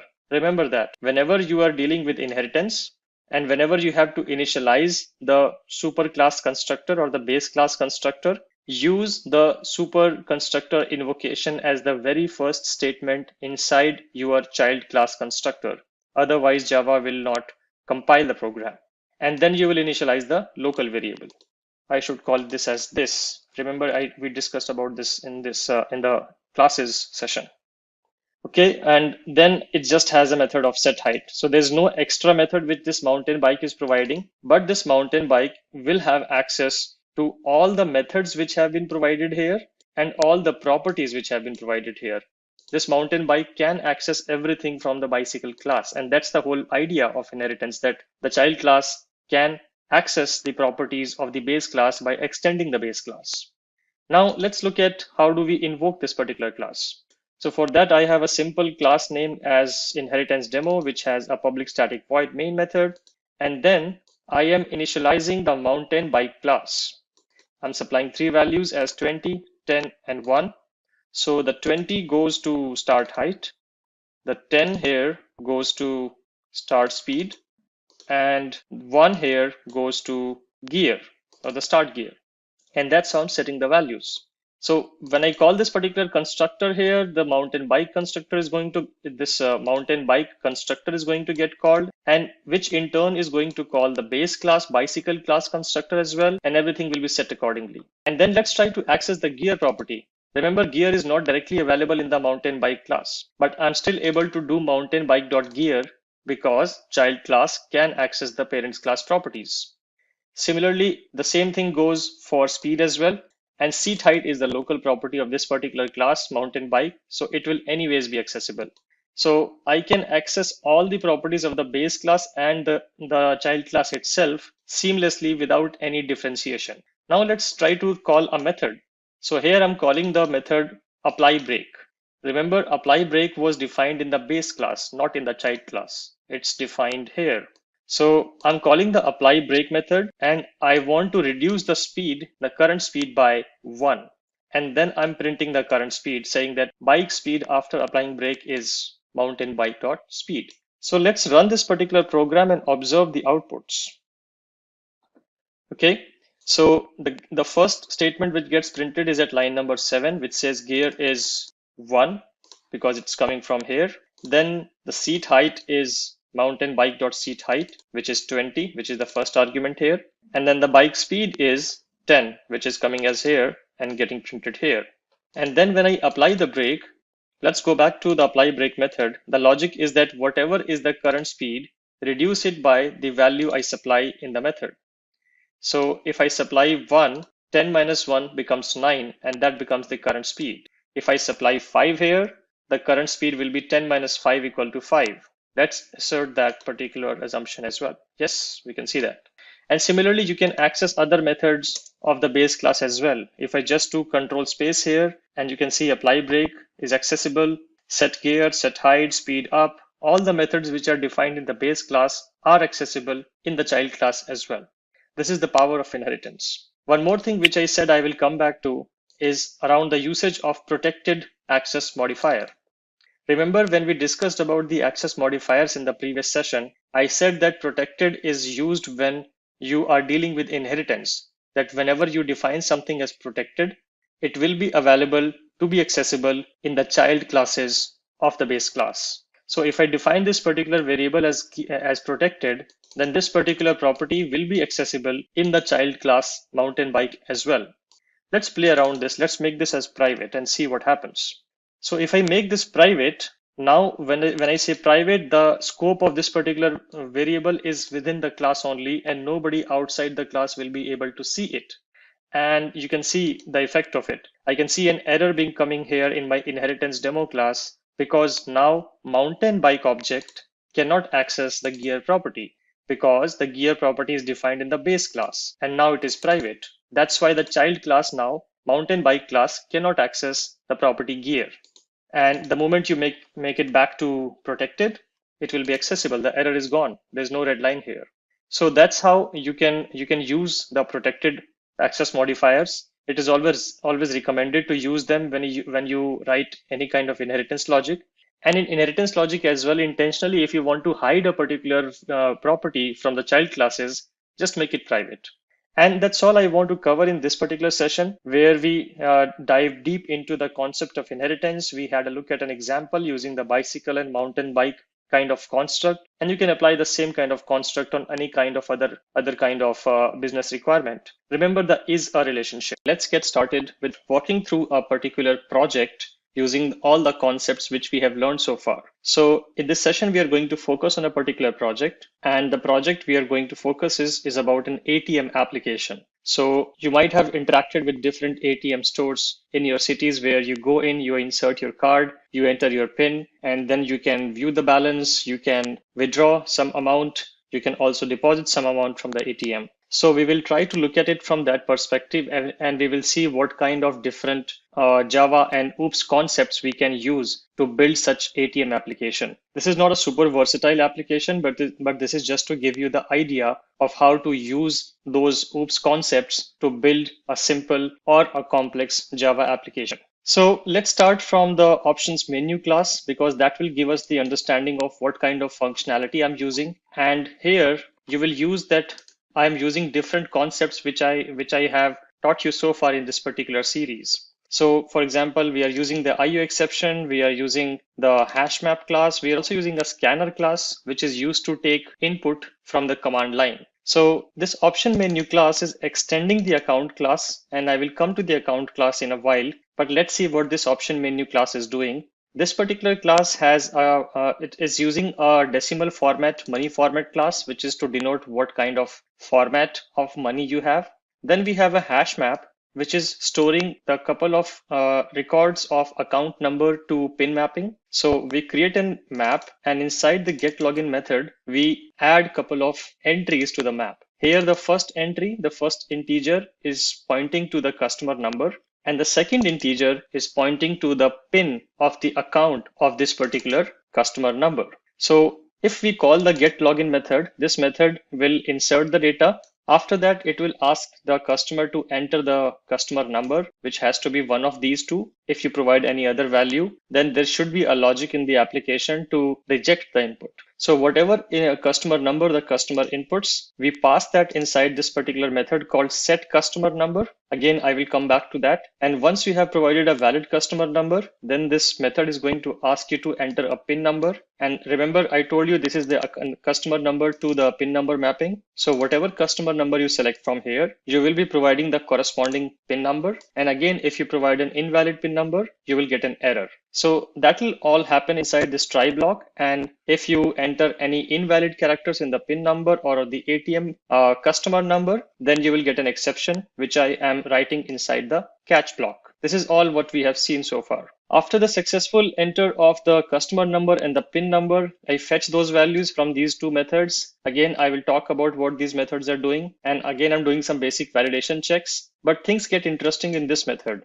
So what we covered so far was the get login method. Let me close this method here. So we covered the get login method. The second method, which is defined in this particular class, is the account type. So here we will ask once the customer has provided the customer number and the PIN number, we will ask the customer to provide the account type. This application supports two different account types, which are checking account or a savings account. So the customer has to choose one of them. Again, we will be taking the input from the command line using the scanner class. And then I'm using a switch case. If the customer entered 1, then I will execute some code for the checking account, which is defined here in the case 1. And if the customer entered 2, then the case 2 will be executed. And if it enters 3, then I will exit the application by just printing a sys out.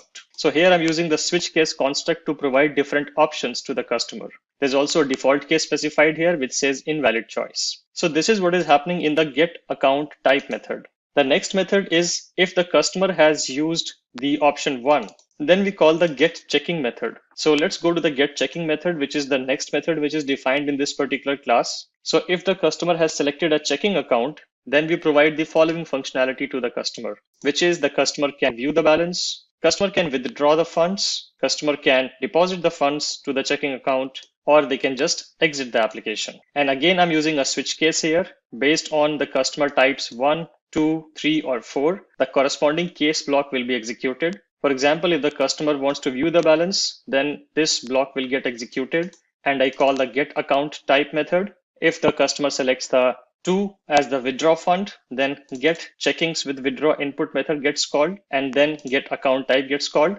Similarly, if the customer enters 3, then we deposit the fund, and for that also I have defined a method. I will go to the definition of these methods as we go along, but right now we are just building the framework. So the get checking deposit input method will be called whenever the customer selects the option 3. And for option 4, we just exit the application. So this is what is happening in the get checking method. Now, if from the account selection, if the customer selected second option, which was savings account, then we were calling get saving method. So this is where the get saving method is defined. And again, it is following the exact same format as we saw in the get checking method, where we present the following options like viewing balance, withdrawing the funds, and depositing the funds in the savings account. And I have some methods defined here. For example, get saving withdraw input, get saving deposit input. So we define the switch case here based on the customer's choices here. And that is what is happening in the get saving method. So let me close this method as well. And that's all what is defined inside the option menu class. So we ask the customer to enter the customer number, the PIN number from this get login method. Then based on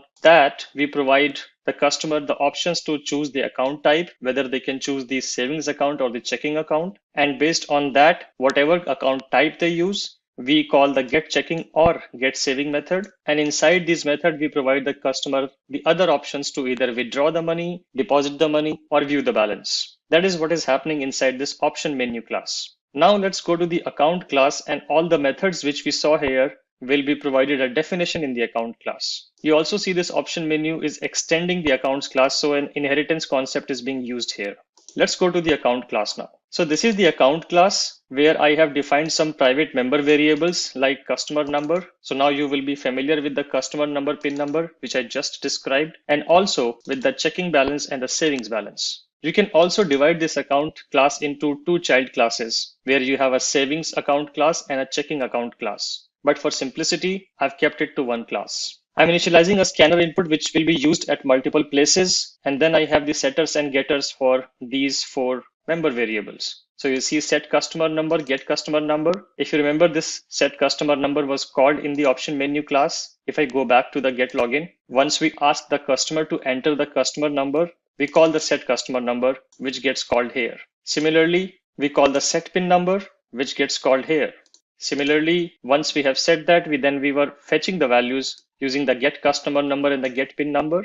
And that is also defined here in terms of the getters, get PIN number and get customer number. Similarly, we also have the getters for the checking balance and the saving balance member variables. We do not have the setters for them because they are not technically setters, but we have to calculate the balance. It's not a simple setter where you can just return the value. So now let's look at some of the business functions of the account class. How do you deposit? How do you view the balance? How do you withdraw the balance, etc. So you see these two methods, which are specifically when the customer is trying to withdraw the money from their account. And these methods are basically called internally by other methods. So we will come to that. Let's just understand that we have two methods for calculating the withdrawable amount or executing the withdraw transaction for the checking account and the savings account. Similarly, I have two more methods here, which are calculating the depositing for the checking account and calculating the depositing for the savings account.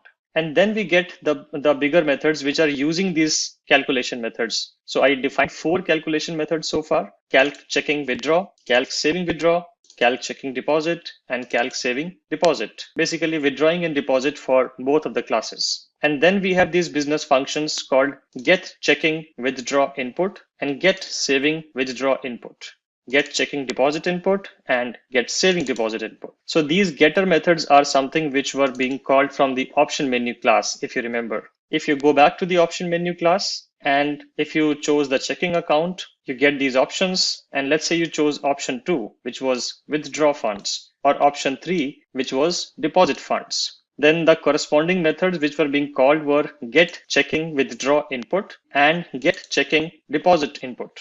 And this is the exact same method, get checking withdraw input and get checking deposit input. So if you see what is happening inside this particular method is a couple of sysouts. Then we take the scanner input amount and we convert that amount to the double. After that, we check if the amount which the customer wants to withdraw is smaller than the checking balance or not. And I'm running this condition to check that. If the amount is smaller than the checking balance, then we call the calc checking withdraw method, which was defined right here. Remember, I told you that these 4 calc methods will be used, and this is how they are used. So here I'm actually subtracting the value. So whatever amount the customer wants to withdraw, subtract that from the main balance and then return the new main balance. That's what you do, right? If you have 1,000 rupees and if you want to withdraw 500, you subtract 500 from 1,000 and then you send back the remaining balance. So that is what is happening when we call this method, and then we print the new checking account balance. That is what is happening in the get checking withdraw input method.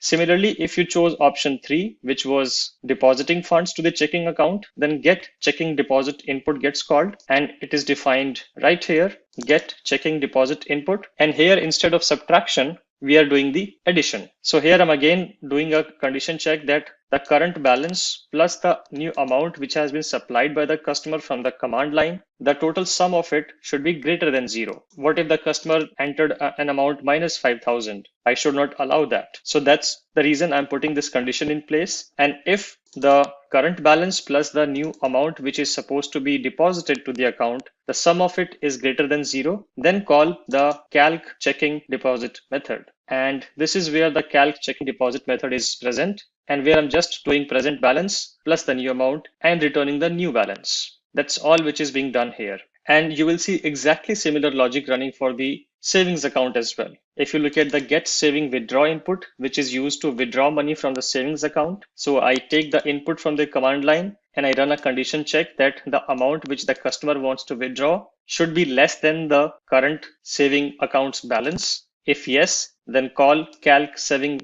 withdraw method, which is defined here, where I subtract the amount from the current balance and I return the new balance. And similarly, you will see the exact same functionality in the get saving deposit, where we add the money instead of subtracting the money. And this is all what is defined in the account class. So we talked about the option menu class, we talked about the account class, and now we have the ATM class, which is the entry point, which basically initializes the option menu class and calls the get login method. Remember, get login was the first method which asked you to provide the customer number, and then get login called the method to choose the account type, and the account type methods then called the method to choose the option to withdraw, deposit, or exit. So now we have built a fair understanding of what is happening in this application. So let's run this application. So I just ran this application, and let me bring the console here. It's first asking for a customer number. So I will go to the option menu class and I will pick up one of the customer number which I have hard coded here. So I will provide that customer number and hit enter. Then it asks me for the PIN number. So remember, you have to provide the correct PIN number corresponding to the customer number. So I'm taking this PIN number, just copying it and pasting it here. Then this whole code got executed, and then it called the get account type, and the get account type method provided you with these options, which you see here on the screen. So based on what you select, the case block will get executed. And let's say I want to go for a checking account. So I press 1 and I hit enter. Once you select the checking account, the case 1 gets selected and it calls the get checking method. And the get checking method again provides you with another menu to withdraw, view, withdraw, or deposit or exit. So let's say I want to deposit funds. So I press 3 and hit enter. it says the current balance is 0 and enter the amount you want to deposit. Let's say I want to deposit 500 and I hit enter. You get the message saying the new checking account balance is 500 and you have successfully deposited the money. And that is what I did for the checking account. Now let's try to withdraw something from the checking account. So you again get back the same option, because inside the get checking method, we call once we have successfully done the business operation, we again call the account type method to display the menu again to the user. So let's say again select the checking account class. And this time I want to withdraw the funds. Remember, I've added 500 there. So let's say I want to withdraw. So I choose the option 2 as the choice. Current balance is 500 and it's asking me the amount you want to withdraw from the checking account. So I enter, let's say 100 and I hit enter. When I do that, the new checking account balance becomes 400. So the 100 got subtracted from the 500 and the new balance is shown to your screen. You can do exactly the same thing for the savings account as well. And let's also run a negative condition. So I again select the checking account and I want to withdraw the funds. So I choose the option 2. Current balance is 400 and I would like to withdraw 1000. What happens? If you do that, we get a message saying balance cannot be negative. And this is coming from the calc checking method, which is defined here. So what is happening that I wanted to withdraw the funds from the checking account, and here get checking withdraw input got called. Here, this condition was checked. So the checking balance was 400 and the amount I wanted to withdraw was 1000. So 400 minus 1000 is not greater than equal to 0. So it jumped into the else block and it said balance cannot be negative. So this is how you can also build some error conditions in your code which are mandatory and which should be built. Otherwise your application will have a lot of bugs. We can also exit the application. So if you just type 3 and hit enter, you will exit from the application and it will again call the login method where it will again ask you to enter the customer number. So this is how you can run this application. And this was a simple use case for you to show how you can use the different object-oriented concepts like classes, objects, methods, setters, getters, switch case, etc. to build the application with the correct business logic. Let's get started with walking through a core Java project using all the different OOPS concept we have learned so far. So in this example, we are going to have a look at a calculator application. And this calculator application supports primarily 4 different operations like addition, subtraction, multiplication, and division. So let's see how do we build that app. So in front of me right now is open the main class. So I have a main app class here, which has a public static void main method. And the first thing we see is a read input class, which is calling a read method. So if you go to the read input class, it has a simple static method here, which is the read method, and it is using the scanner class. If you remember, I talked about the scanner class, which is used to take inputs from the command line from the user. So we initialize the scanner class and we start taking the inputs, and whatever the user inputs in terms of the expression, let's say the user entered 4 plus 5 or whatever, that whole expression gets sent back into this input line as a string. And that comes back here in the input expression. Once we have captured the input expression, the next thing we do is divide the input expression in the numbers and the operators. Basically, an expression would be either something like 4 plus 5 into 3 divided by 2, let's say. Let's say the user entered this expression. So this has either numbers or operators. So that's what we are doing here. We are using the split method of the string API, the string class basically. And this split method is going to split the numbers and operators into 2 different string arrays. And here I'm providing the split expression that split at every time you encounter one of these symbols. So this, when you execute this particular statement, it is going to return a numbers array, which will be created based on this expression. So you will get an array with 4, 5, 3, and 2. And similarly, in the operator array, you are going to split or pick out the elements every time you receive a number. So this operator array is going to hold this plus sign, this multiply sign, and this divide sign. Hope you get the understanding that we are just splitting the whole expression into 2 different arrays, where first array is holding only the numbers and no mathematical expressions, and second array is just holding the mathematical operators and no numbers. And we'll see why we need to do that in the upcoming lines. Once I've created this string array, I just want to store or convert these string arrays into a queue. So I convert this array into a list by calling the array.asList. So this expression is going to return a list. And then I'm going to convert this normal list into a linked list, and then going to store this linked list into the queue of numbers. And I'm going to do exactly the same thing for the operator array as well, converting this into a generic list, converting that generic list into a linked list, and then storing this linked list as a queue. So I have an operators queue and I have a numbers queue. Both of them have been stored into a queue now.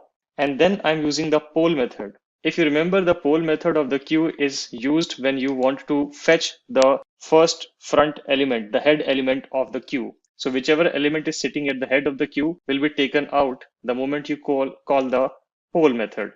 So I fetch the first number from the numbers queue. So in this case, 4 will be fetched here in this variable. And after that, I run a loop on the numbers queue. And I'm going to run this particular loop till this particular queue is not empty. If you see, there's a negation here. So I'm going to pick up numbers one by one from this numbers queue till the number queue becomes empty.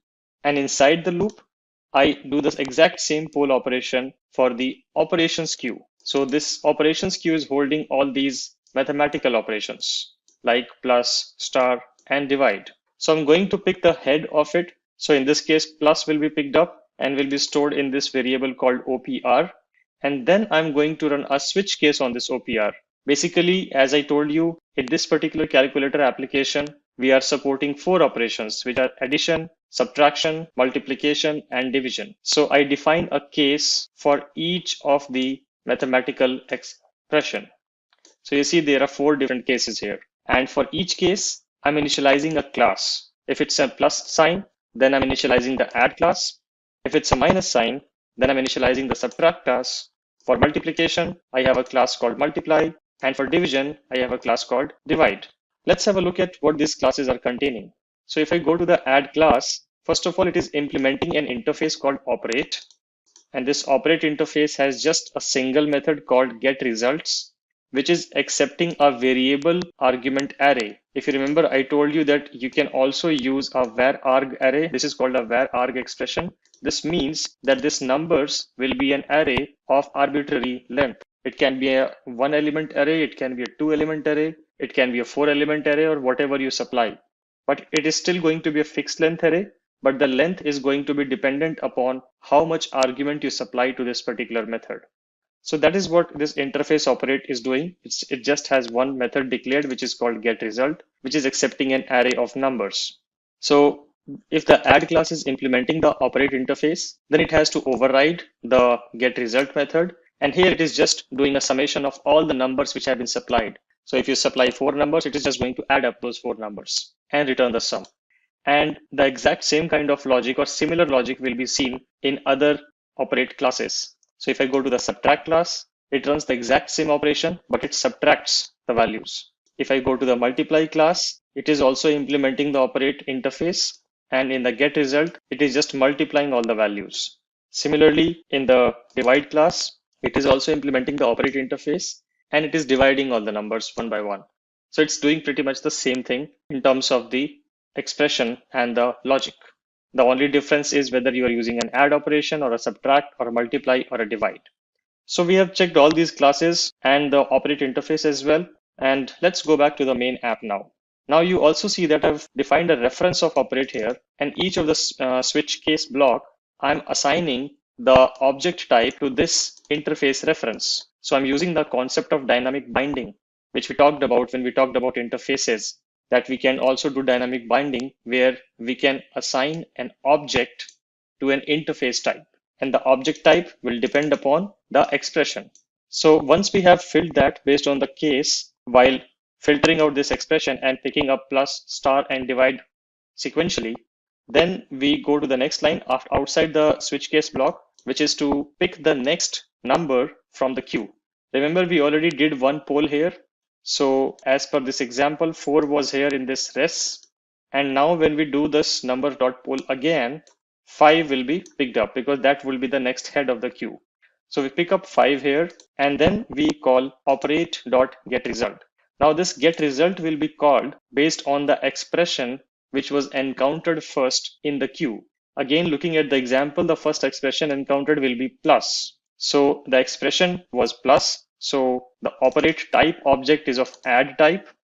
And when you call operate.getResult, the getResult method of add class is going to get invoked and it is going to sum 4 and 5. This res is holding 4 right now based on what I described here, numbers.poll. And this num is holding the second operand, basically 5 here. So 4 plus 5 gets evaluated here in this case. And then it again goes back here and it checks if the number queue is now empty. No, it is still not empty because we still have 3 and 2 left there. So again, it does the operations.poll and it picks up multiply sign here. Then it again runs the switch case. Since it's a multiply sign, it will go here and it will initialize the operate interface reference as the object of multiply class. Then coming here, it will do a numbers.poll. And this time the numbers.poll is going to pick up 3. So 3 will be picked up here. And then the current value of result, which is already 9, 4 plus 5 was 9. The current value of result will be updated here. So res will be 9 here and num will be 3 here. And when you call operate.getResult, the multiply classes getResult will get called and it will say 9 into 3, which will become 27. It will again go back here to this particular line and it will check again if the numbers queue is now empty. No, it is still not empty because we still have one element left. Then it polls the queue of the operations where the expression divide is present there, which is the only element left in this particular operations queue. And since we have the OPR value as divide, this case block gets called and the new divide class gets initialized. The divide class basically gets initialized and we come here and we do numbers.poll. Now the last number which is available in this queue is 2, which gets picked up here. And then we again call operate.getResult. This time, since the operate reference type was of divide class type, so when we call operate.getResult, the divide operation or the getResult method of the divide class, basically this method will get invoked and it will divide the current value of result, which was 4 plus 5, 9 into 3, which was 27. So it is going to divide 27 by 2, which was the last value of the numbers.poll. So it is going to execute 27 by 2 and whatever value it gets, it is going to store the result value back into the rest variable. And then it is again going to go back here and again going to check the condition if the numbers queue is not empty, but now the numbers queue is empty because 2 was the last element. So it is going to come out of the loop and it is going to print the final result. That is how this whole program is working.